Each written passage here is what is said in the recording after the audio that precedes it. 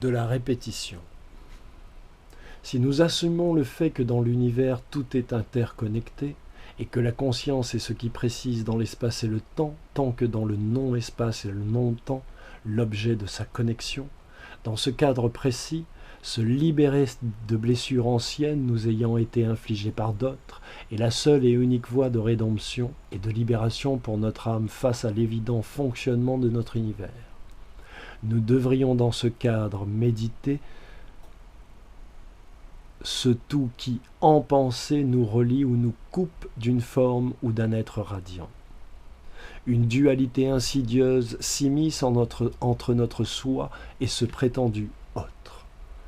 Les monuments aux morts ainsi sont-ce véritablement des stèles de fécondité spirituelle ou de perduration d'une odeur abjecte que certains voudraient voir revenir et qui cultive ainsi à travers nous son peuple? Nous sommes en droit et en état de cœur et d'esprit de nous poser sincèrement et profondément la question. Dans ce cadre posé, le romantisme, comme la haine, est l'énergie de l'attachement à l'objet aimé ou haï.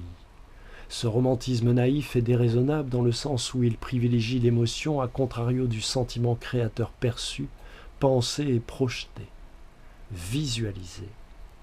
Le romantique est comme un enfant, découvrant ses parties sexuelles et qui s'amuse avec ce nouveau jouet et les tripote chaque matin, chaque midi et chaque soir, sans n'être pourtant jamais rassasié.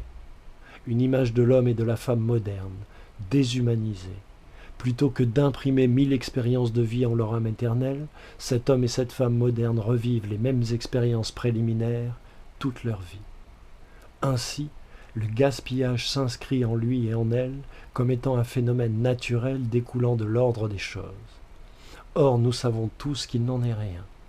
L'univers multidimensionnel dans lequel nous évoluons, tant que la qualité de nos perceptions non maîtrisées fonde que nous avons aujourd'hui et ainsi, hélas, tous les attributs d'un robot, nous allons et respirons tels des robots vivants. Contre le jeu évidence de l'ADN se transformant, du voyage de notre galaxie au sein du grand univers et de la structure même de la nature primordiale, mémorielle et sensitive de chaque homme et chaque femme de notre planète mère. Quelle odieuse et désinvolte perte de temps.